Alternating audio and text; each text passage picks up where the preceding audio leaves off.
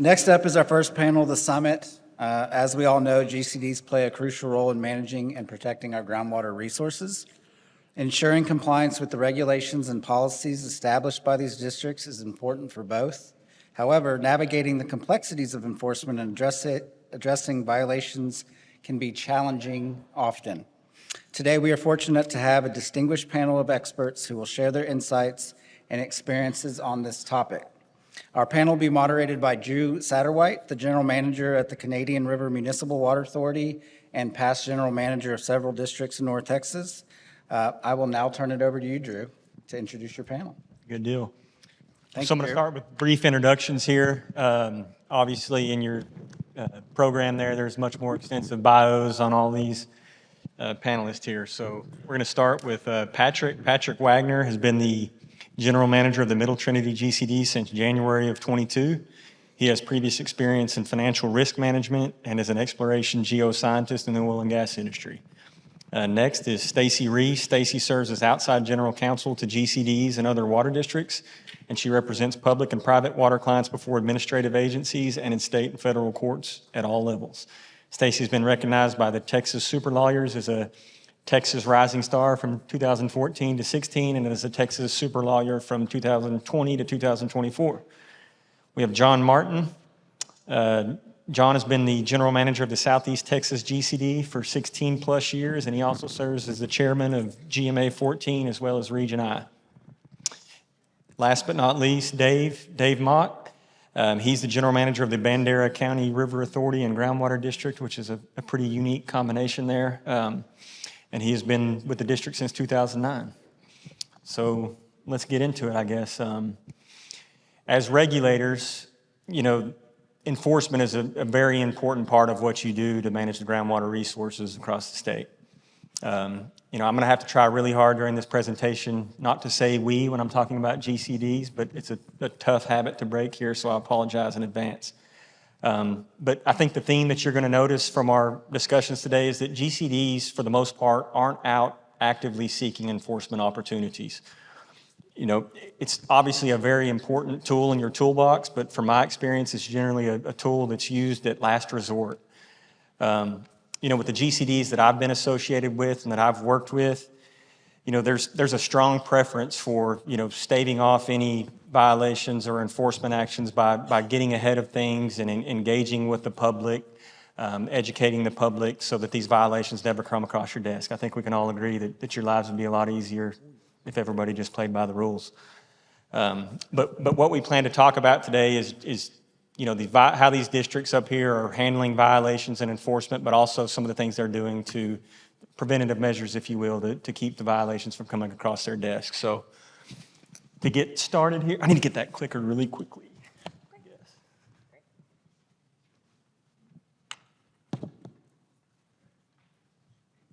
Is that what this is? I think so. This is it? Okay. Green button? Big green, okay, apologize. So we're going to start with the legal, regulatory, and framework, and Stacey, as our resident attorney up here in this panel, wanted to start with you, and maybe you could, oh, I'm sorry. Are you sure you don't? There you go. Okay. Yeah, but I was hoping that you could provide us an overview of some of the enforcement powers that have been granted to GCDs, and then also maybe touch on the case law as it relates to enforcement. Sure. I think on this slide, these are some quotes that Drew had picked out that kind of summarize some of the themes. These are some quotes that Drew had picked out that kind of summarize some of the themes that we're going to talk about today. Kind of funny, interesting quotes from famous past presidents. Could you click ahead one more slide, please? So on this slide, we've got sort of the legal and regulatory backdrop for you. We've got, of course, Chapter 36, and I listed some provisions there for you. Then you need to consider the GCD's enabling legislation, because that sometimes can be different than what's in 36 and usually prevails over what's in 36. And then there are some other statutes at play as well, which I've listed there for you, and then agency rules. 36102, the provision that I highlighted, that's sort of the crux of enforcement powers for GCDs. It says that a GCD can enforce rules by injunction or other remedies. You can have in court. You can also impose civil penalties, which cannot exceed $10,000 per day. And you can seek attorney's fees. And if you prevail in the suit and seek attorney's fees, then the GCD is required to receive the fees. There's also some limitations on liability there for governmental entities.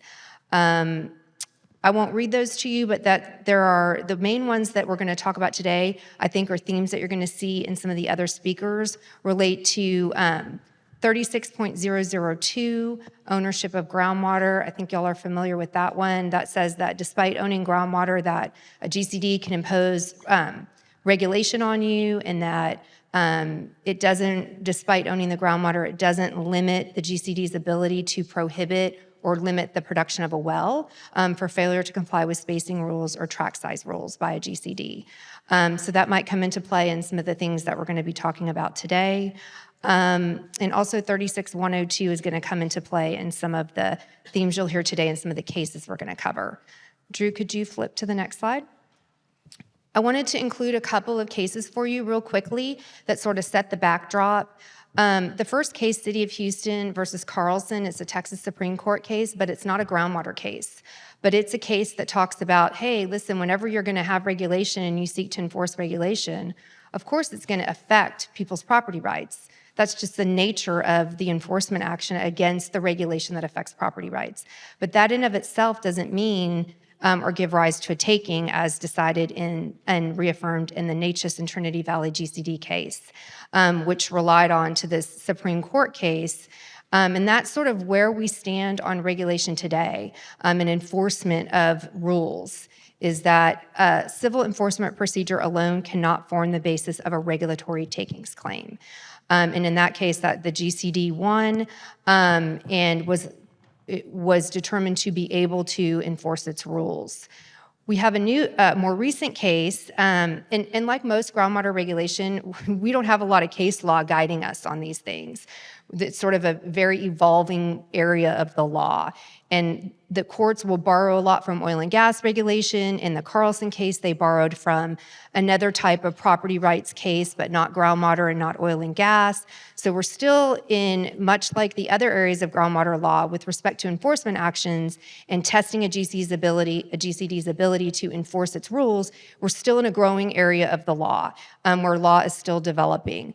But we've got a case pending that might tell us some interesting questions or answer some interesting questions for us.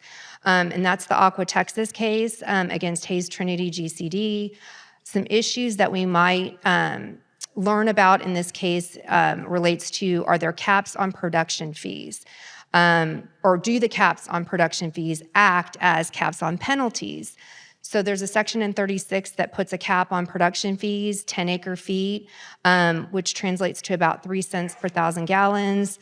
Some GCDs have different things in their enabling legislation, but one of the issues in this case is, does that cap in the GCD's enabling legislation and or in 36 act as a cap on a penalty if the penalty is for overproduction, something that's never been tested in the courts before. Also in this case, they're challenging the penalties that were assessed, which were $5 per 1,000 gallons for each 1,000 gallons that was overpumped. And Aqua Texas is questioning whether that's a reasonable penalty. Aqua Texas is also questioning whether flat rate penalties are permissible, because under 36.102, the authority says the penalty cannot exceed $10,000 per day, insinuating that it should be a daily rate instead of a flat rate, but in actuality, the flat rate ends up being less than the daily rate that can be authorized or assessed. So that's the regulatory and sort of legal backdrop that we're working with. Not a lot of case law, but some authorities supporting a GCD's ability to enforce its rules. All right, good stuff.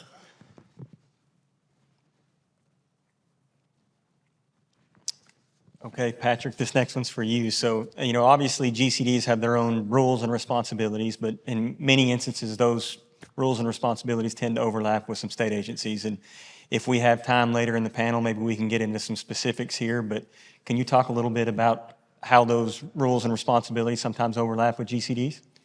Yeah, there's definitely some crossover between, I think I would say it's probably the big three within the state, maybe more so too, where you've got the Texas Commission on Environmental Quality, TCEQ, which kind of deals with a lot of public water supply systems, which can get tricky on a GCD standpoint, because what they're trying to do is essentially ensure, one, you've got your engineering correct on your wells, but you're also trying to do these 36-hour pump tests, and you have to have certain GPM to meet and storage capacity to meet the connection demand, and that can run against some GCD rules on what's allowed. What are they allowed for that piece of land to have?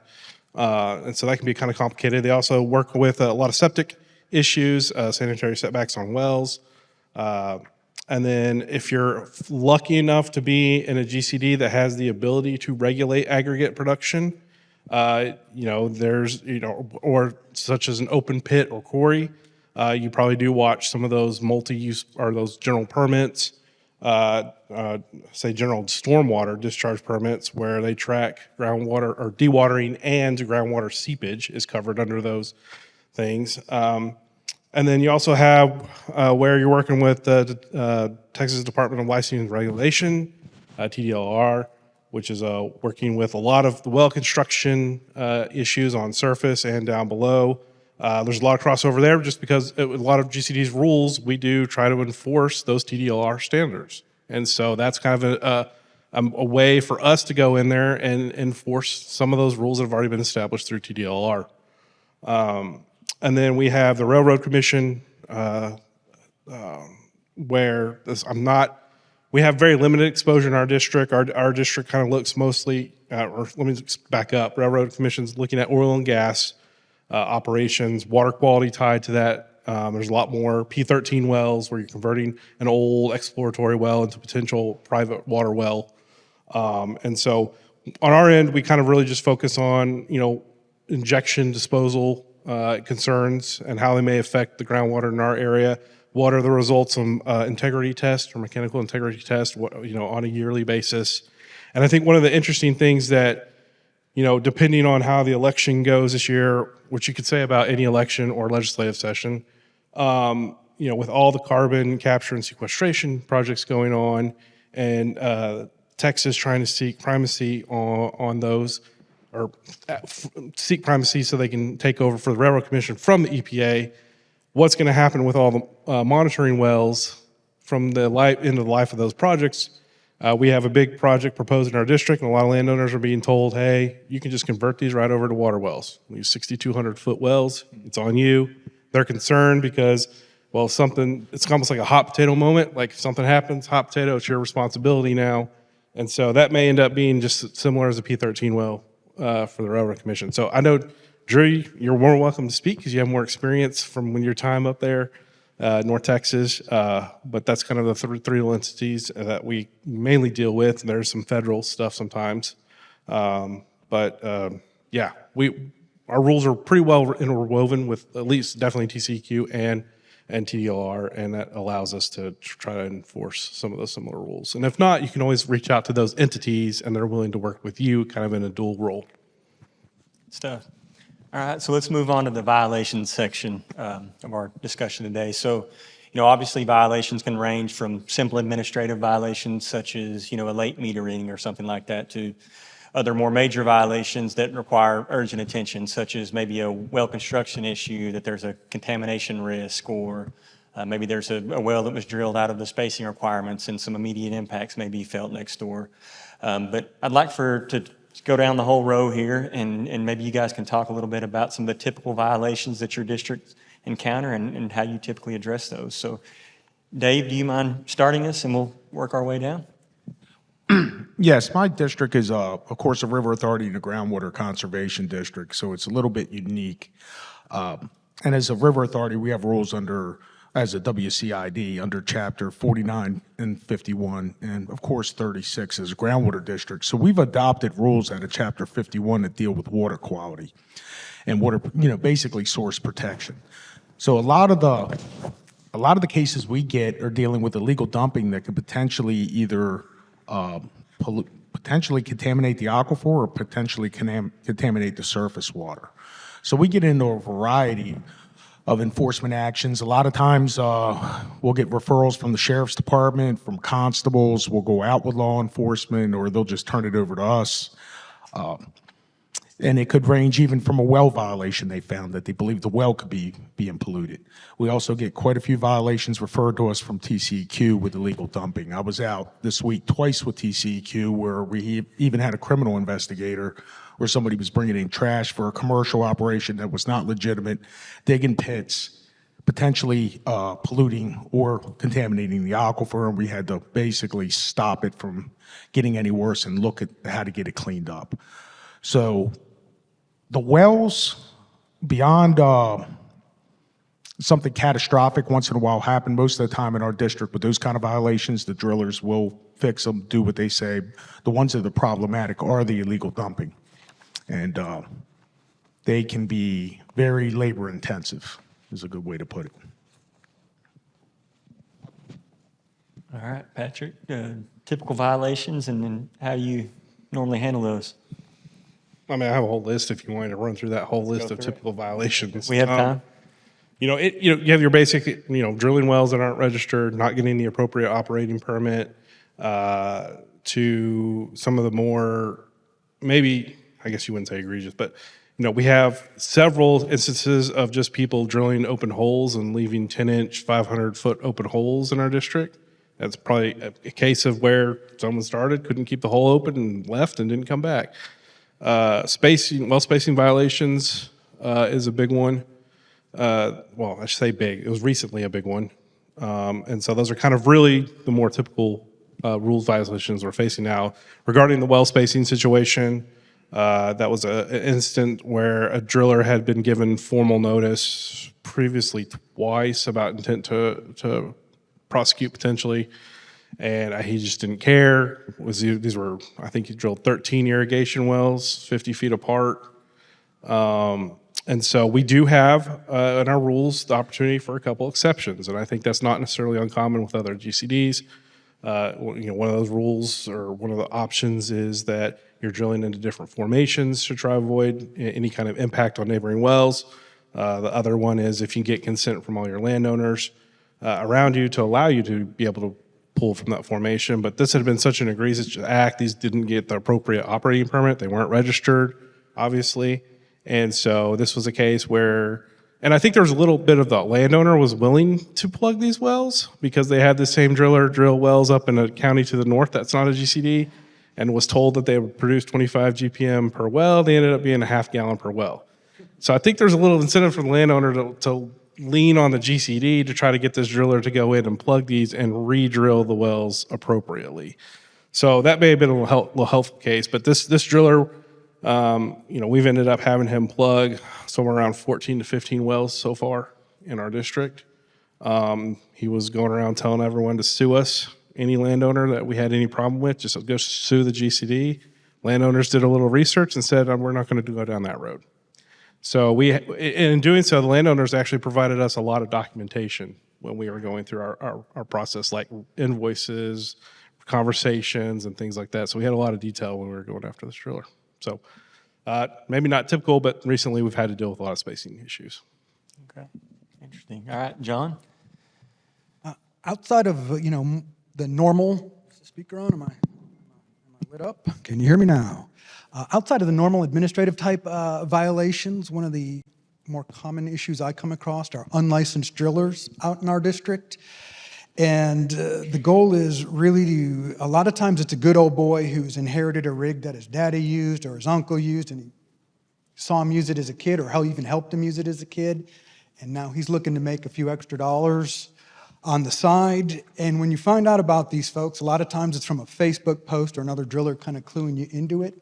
Getting a hold of them as soon as you can and convincing them that it's not worth their effort is something I really focus on, because those guys, at a minimum, they're a nuisance. Worst case scenario, these guys are a danger to your aquifer. They're a danger to the folks who they drilled the wells for. They usually have an allergy to cement, so the annular space is almost always open. And the homeowners are drinking essentially from an open hole. So typically I'll get a hold of these guys and I'll explain that they're dealing not only with violating state rules and regulations, but the district's local rules and regulations. You know, you'll point out the fact that Chapter 36 allows for those $10,000 per day penalties. And I follow that sentence up with the fact that every one of the wells that they have drilled or will drill likely has 3 violations, according to our rules. And usually it's actually more than that. But they start doing some math in their head, and a reasonable person comes to the conclusion that it's not worth their effort to continue drilling. You always have to follow that up with a letter, though, outlining that conversation and their violations, because the unscrupulous unlicensed driller is going to tell you what you want to hear, and then he's going to be back out there drilling. You know, out in East Texas, it's really easy to hide a well. You don't come across them too often, and they don't have a whole lot of fear when you get an unscrupulous guy out there. So when you do have that unscrupulous guy out there, you got to be prepared to play the long game. Getting enough information and evidence put together to go to court is pretty difficult. Landowners don't typically like to assist when they think that that unscrupulous person might come back and give them a hard time. They feel like they might be in trouble. So, and a lot of times these drillers won't even give them a receipt or anything. So getting enough evidence that you'll be comfortable going in front of a judge if you need to go that far is pretty tough, and it takes a long time. But it's worth the effort in the end, and that's one of the things we focus on. All right, thanks. Stacey? I've seen a lot of overproduction as violations, especially the last couple of years with the droughts that have been in most of Texas. In the Hayes Trinity case, overproduction is at issue there. The case started because Aqua sort of challenged the rules and the moratorium and the penalties, and then Hayes Trinity filed some counterclaims claiming overproduction in the case. So I think that as water becomes more and more scarce and more times of drought, more frequently, I think we're going to see more and more overproduction, and then challenges to the authority of a GCD to enforce its rules related to overproduction. I believe also Hayes Trinity had a curtailment rule in place during times of drought that caused Aqua Texas to or at least contributed in part to Aqua Texas overproducing. So in that case, I think we're going to learn a little bit about curtailment rules specific to times of drought and whether that's legal, combined with all the enforcement power. Is the penalty reasonable? Does it have to be a daily penalty? Because if I stick it to you daily, times however many days you've been in violation, that's going to be a lot bigger than the flat rate penalty that I'm trying to assess on you. So I think there are some really interesting questions that I hope that we get to see litigated so we can get some more clarity on it, and GCDs can feel comfortable enforcing overproduction rules. Okay. So let's stay on the violations topic here for a little bit. I'd like to hear from you guys on how you deal, the nuance between dealing with a first-time offender versus a repeat offender, and then also maybe some of the steps that your districts take to prevent violations from coming across your desk in the first place. So, Stacey, or have you caught your breath? Are you ready to go again? We'll work back down this way. I think I've seen GCDs do it differently.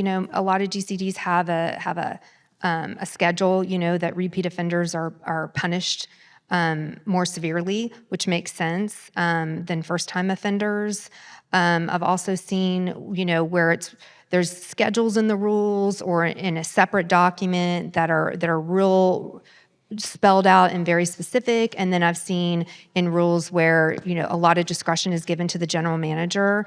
I kind of like the combination of both, where you have it very specific and clear so that the permit holder knows what is going to happen to them if they violate any of your rules, and if they're repeat offenders or not. And then I like giving the discretion to the general manager in the rules, because I think that the general manager is the boots on the ground, knows the permit holder, knows the issues in the district, district and doesn't need to bring everything to the board. And so the general manager having that discretion really can end up resolving a lot of enforcement actions or potential enforcement actions by having that discretion.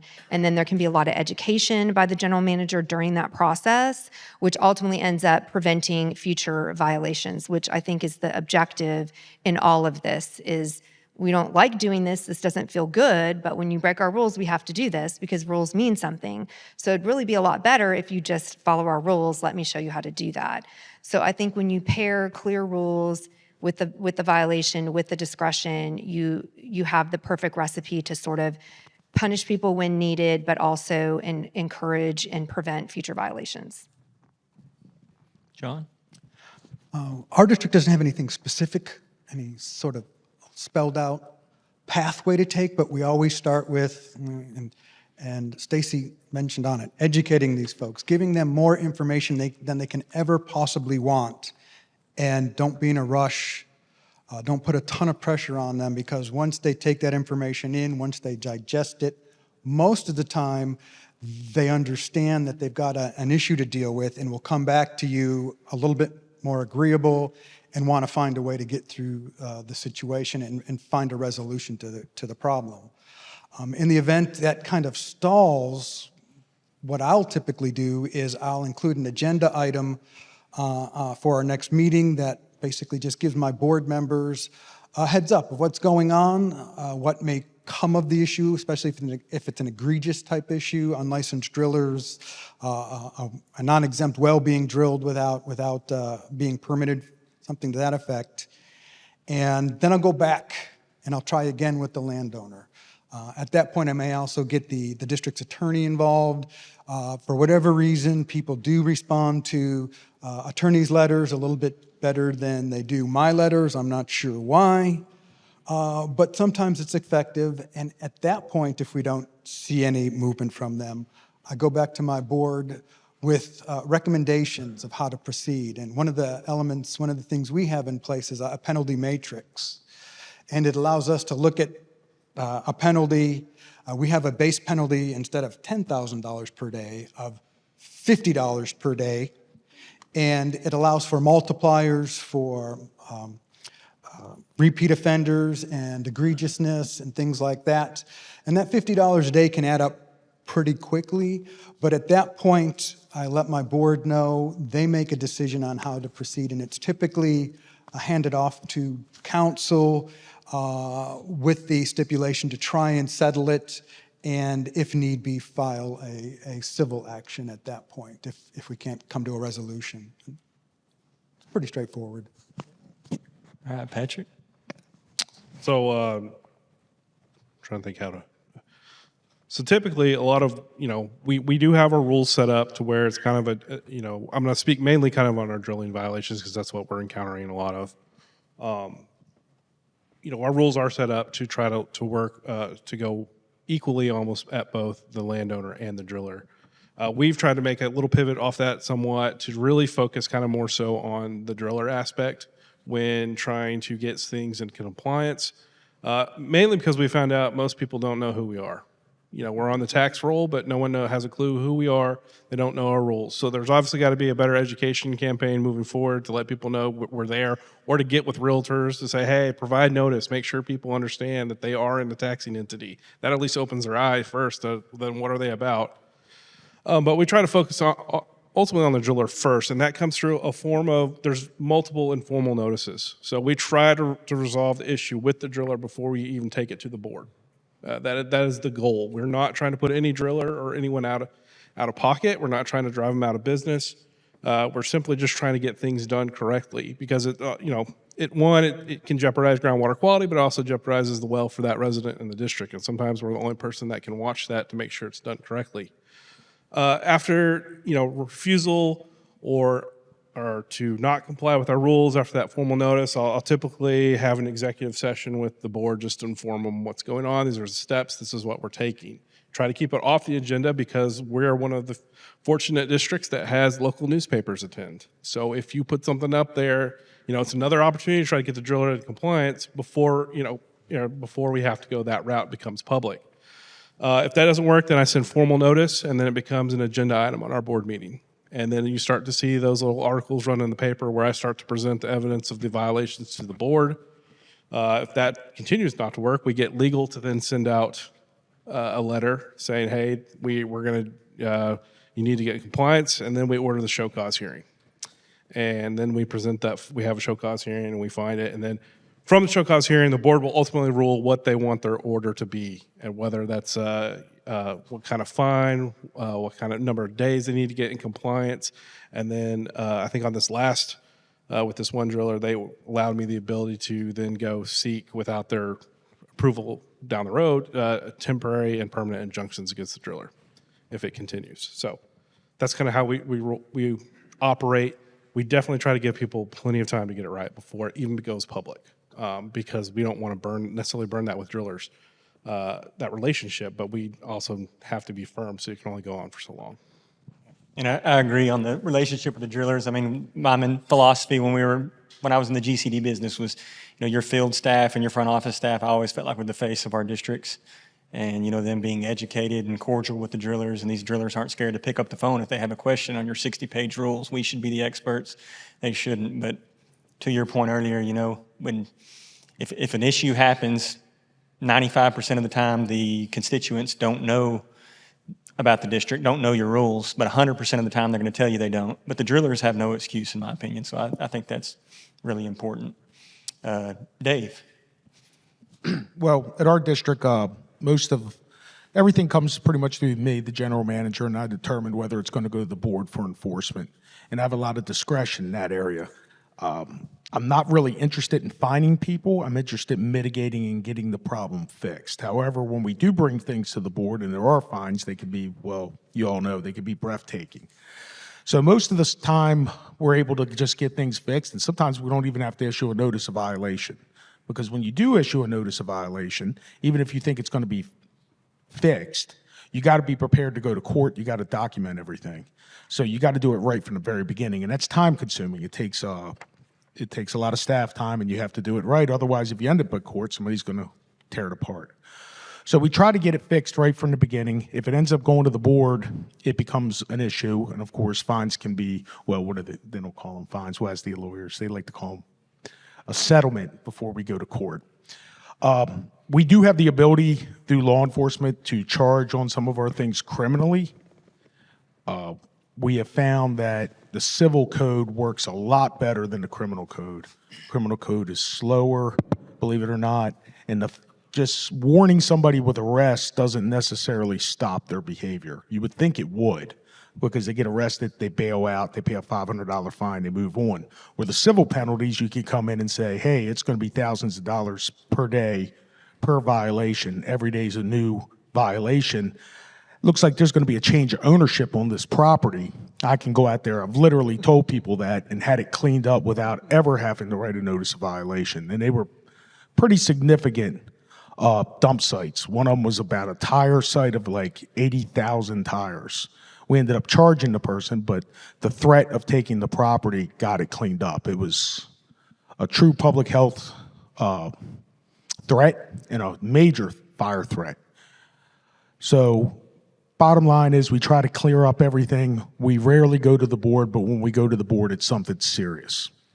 And one of the things I look at before I make that determination, was it nefarious? People make mistakes. Drillers make mistakes. You usually can get them to fix it. But sometimes you run into some actors that are not doing what they're supposed to be doing on purpose. And then also, I think everybody needs to understand this, especially anybody that goes out on these sites, these investigations. I've got a background where I've been through these kind of things before, but when you run across people who are doing stuff, whether it be a groundwater issue or a surface water issue, they potentially could be state jail felonies in some cases, or they could just be serious fines. What else are they doing? So you can walk out on the sites that can literally have a safety issue too, and that's one thing you all have to remember when you send your investigators out there, your field techs or whoever's out there looking, that they got to understand they might be walking into something else, because it happens pretty routinely for us. So circle back. We rarely go to the board, but when we do, it's very interesting. So let's move into enforcement here. So Stacey's covered the enforcement powers that are granted to GCDs, but I was hoping to hear from you guys, from the general managers of these districts, to talk about some of your routine enforcement steps that you guys go through. And then also, if you can, touch on some specific instances that you've gone through enforcement and how that process went. So John, you willing to get us started? Sure. Enforcement can take so many different paths. The easy ones, if you're lucky, settle out pretty quickly. The more complicated ones, they take up so much time. It's sometimes painful. You really do have to spend a lot of time with those violators, try and get them into compliance. If you can't get them into compliance, you better make sure you have enough evidence gathered up so you can confidently have another conversation with them, laying down the law, saying, this is where we're at. The next step, we're going in front of the judge, and we've recently had success with getting a temporary injunction followed by a permanent injunction with a very stout penalty against an unlicensed driller. It took me several years to gather enough information against this person. He was a thorn in my side, very unscrupulous, but play the long game. Be patient. They make all the mistakes. You just get out there and walk through the steps, investigate each little episode, and in the end, collect that data. And if you need to, ask your board, is it time to go and file a civil case? And in this instance, like I said, we were very successful, and I will use that because now that I have an actual judgment and an injunction against a driller, when I get those new guys who come to the area who think they're going to drill using dad's old rig or their uncle's old rig or whatever, that I'll have a little bit more than just saying Chapter 36 allows for. I'm going to be able to tell them that we've recently been to court. The judge sided with us, and the penalty was just under $300,000. The injunction not only included the unlicensed driller, it included all of their employees, and it can make things complicated for them. So just take your time, walk through the steps, and don't be afraid to take the big step to enforce your rules. It can be rather costly, but sometimes you got to make the point. Did y'all get your fees in that case? Yes, we got our fees, yes. Good job. Thank you. All right, Patrick. I think I kind of touched on a little bit of the process earlier in a comment, but when it comes to enforcement, most of our violations are minor. I mean, they really are just easy to fix. And so you educate the landowner or the driller, and you're able to get that in compliance without any much work than other than that. Hey, you're now aware of the rules. Some of our bigger ones they take time. They take, as Dave has said, you have to properly document these things, and so they take a lot of time. You got to take a lot of photos. You've got to make sure you're logging all your if you're making phone calls, try to write down dates and times of what you've said. If you're preferably send things email so you have them tracked. And so when you start to build that up, then you can go down that road of present. It kind of also works a little bit when you have a show cause hearing and you have just a very brief outline of what you're presenting to the board during that show cause. You're not showing everything, but if they're able to see that you're very thorough and well documented, that can sometimes get the actor to change how they operate, because they know that if we go to court, we have this plethora of information available and it's very thorough, and they'll change their, they'll be like, okay, I'm getting in order right now. I'll pay the fine. We'll move on, and I'll correct everything that needs to be correct. The other thing is when we have like plugging in wells and things like that, I like to be there to make sure they're done correctly. So that's part of one of the enforcements is when they go through these corrective steps, I need to be there to kind of check it off. I think that's kind of overall. We do, if we're dealing with landowners with abandoned wells and things like that, we do have a well plugging program that can help on that end, so they're not necessarily held liable. Caveats to that: there's more than 100 feet of water, we're not touching it, and we're definitely not touching a public water supply well, because TDR will get on us for that one. So it comes from experience.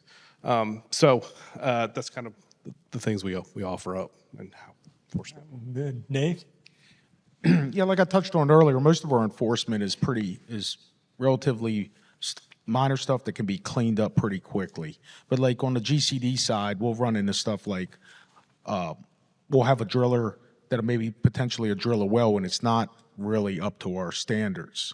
And what's real important when you're doing enforcement is that you've got some science behind you at least. And we have a geophysical logging program, and we've got logs throughout the county. And we had a driller recently drilled 4 wells, and they kept it completely in the middle Trinity, and they didn't seal off the Glen Rose and the Cow Creek. They let them go in there and commingle. And they made the comment, well, it's not water of different qualities, even though it's pretty well known.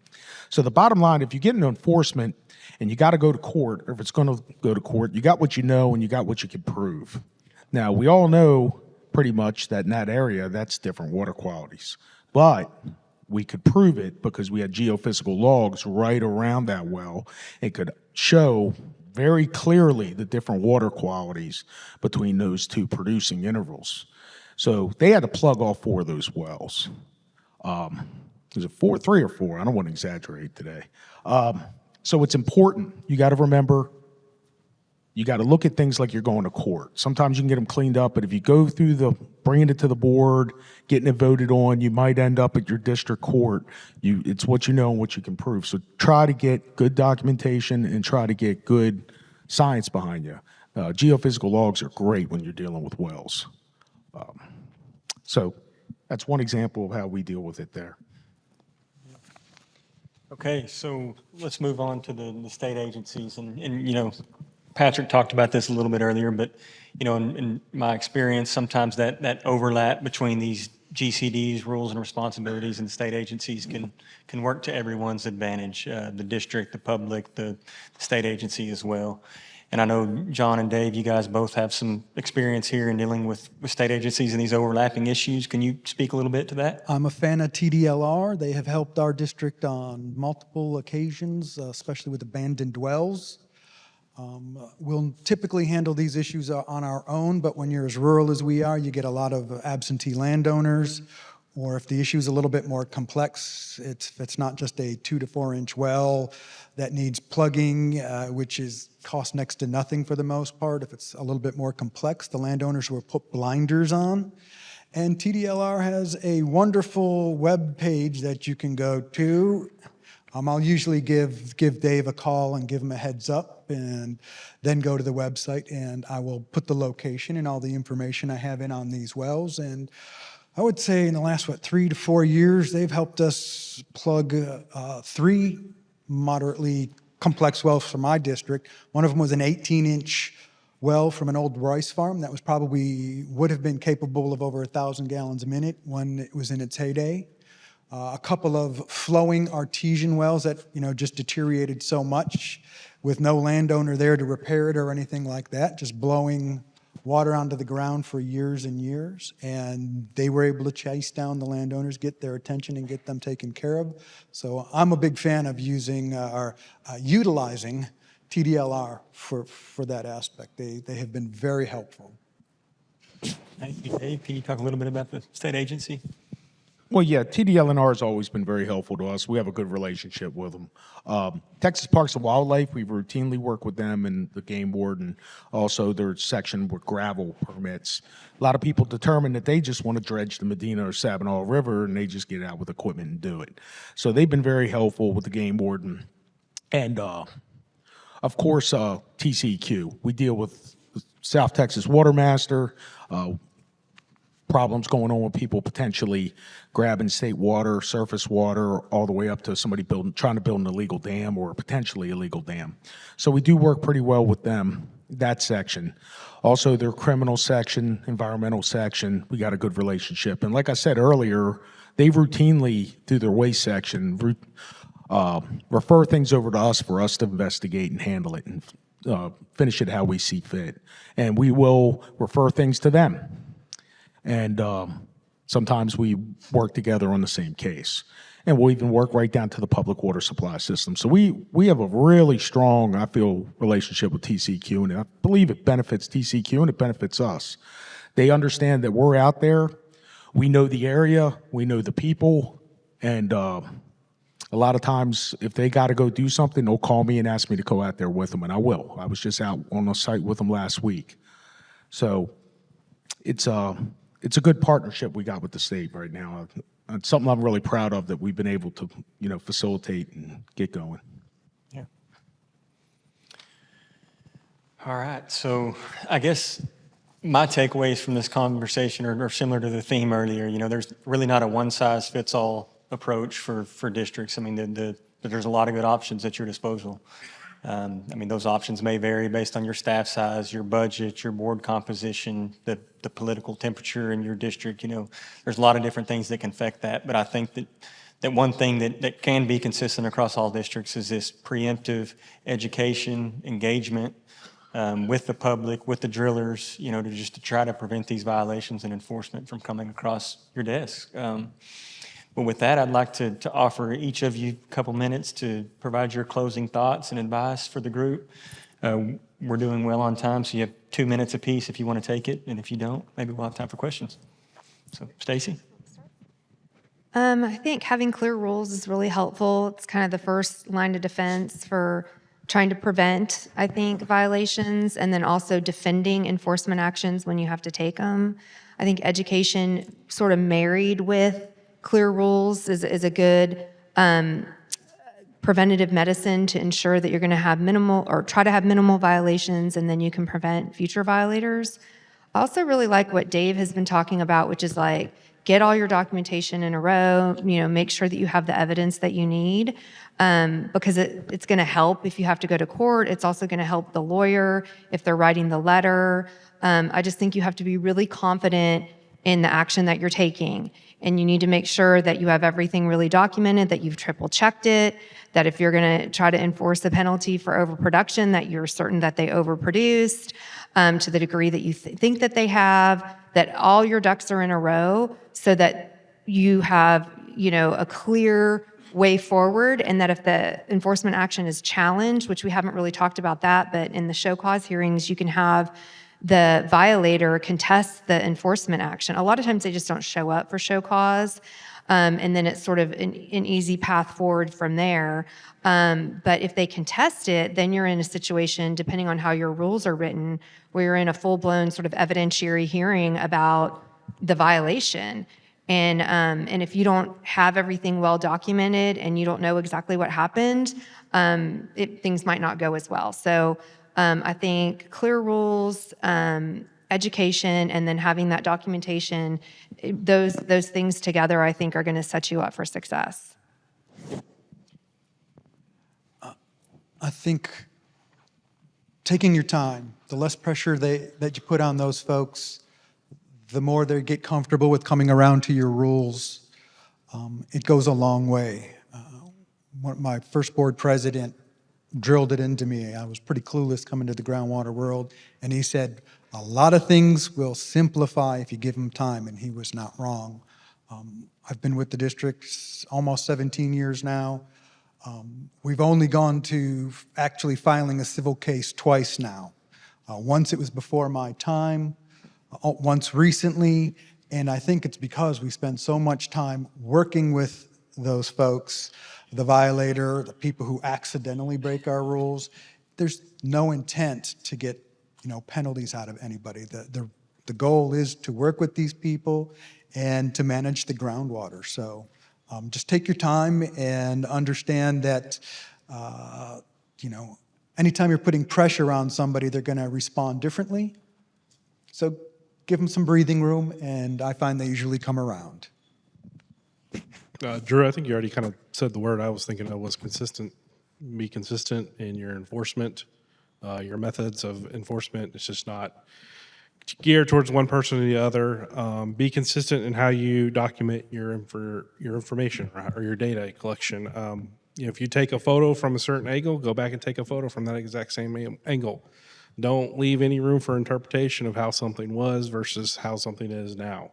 Because I've seen that happen where, I took a photo here, came back later during the meeting, photo's a little different angle, opens up some question about whether something was done or not done. And then I think finally, just kind of like, just make sure, try to control your emotions through the process. Don't get too worked up because there are people who are going to push your buttons. If you are going to show some emotion, maybe just show compassion or grace, and try to give them the opportunity to get it right. But there are definitely going to be people that come at you for your job. So just part of it. You know, one thing I want to say, it's don't look to be heavy-handed on people or put your thumb on them. Doesn't always benefit the regulate heavily. A lot of times, if you get people to do what they're supposed to do and to fix things, and you show them, we'll just use the term a little bit of mercy, you get cooperation in the future. I have drillers that will tell me things that if they knew we were, fine, happy, they would never tell me. They make pretty significant mistakes and come to me and tell me and say, hey, we messed up. How do we fix this? And we walk them through a way to fix it. That being said, sometimes you can't fix it. And sometimes you have to be heavy-handed, but you have to have a balance between the two. You have to wear almost, in some ways, two faces. You have to be at one time a little bit harder and the other time a little bit more understanding. But you have to be consistent. It's a balance. Like he was saying here, you got to show consistency. You can't come heavy down on one person for one thing and then the next person does the same thing and let them go. You can't do that. But always look to mitigate. And I'm going to say it one more time, always document. Get a chain of custody. Use clean SD cards. Have a place to lock up all your evidence. Because if you go to court, you can't go back and redo that. A good attorney's going to catch you. And it could get a lot of your stuff thrown out. All right. Well, great job, you all. Adam, do you want us to cut it off? Or we have time for a question or two? Or? We do have a couple minutes for questions. Okay. And if nobody has a question here, we did have one come in. When violations occur involving licensed drillers, when should a GCD involve TDLR? At the beginning of the case discovery or after it is closed? And then the second question is also, how often has a driller been penalized by TDLR based on your reporting violations in the local cases you have been involved in? Anybody want to take a crack at that? Okay, so they're asking, when do let TDLR know? I'll let TDLR know almost immediately every time. When it comes to license violations or unlicensed drillers, I find that you're probably better off documenting yourself and planning to move forward. They're a little on the slow side when it comes to the enforcement part of things. And if they're a licensed driller, I feel that they're a little soft-handed, especially with repeat offenders.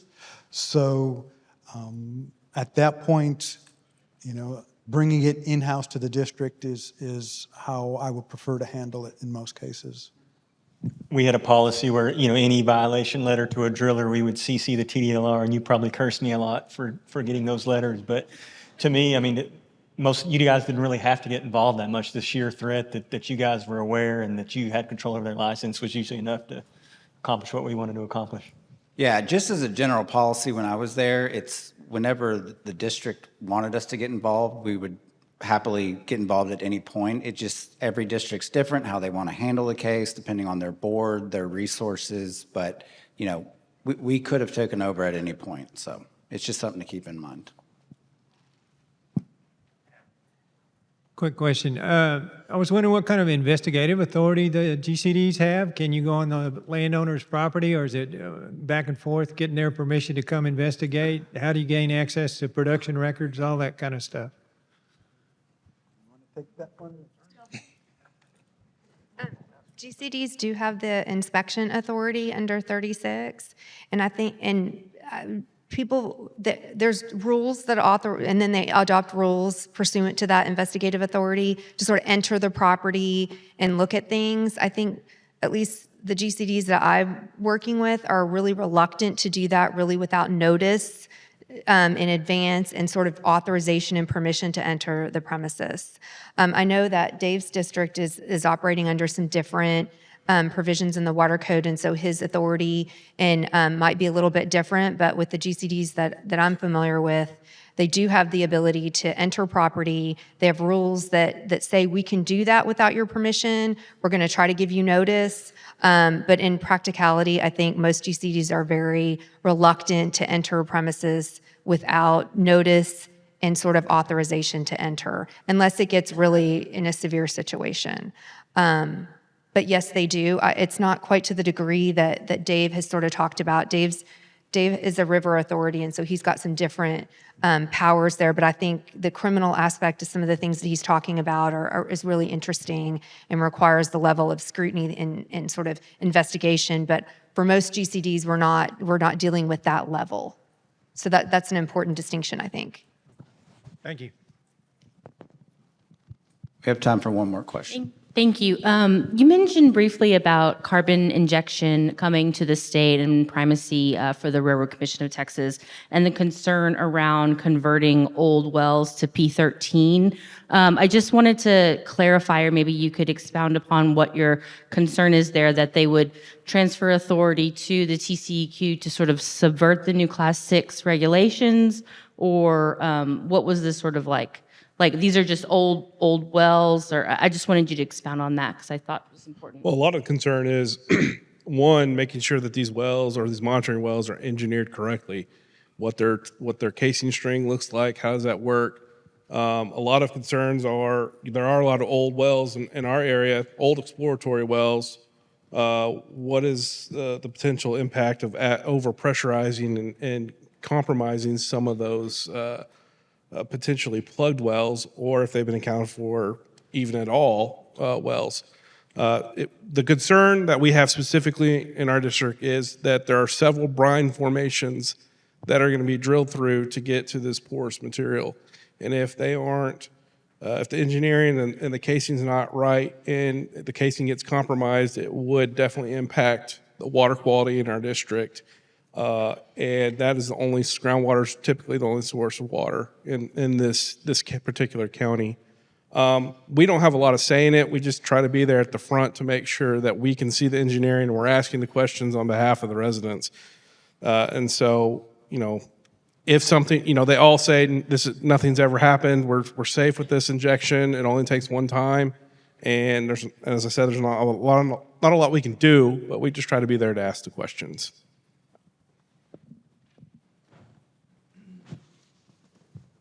All right, well, thank you all very much for that great discussion.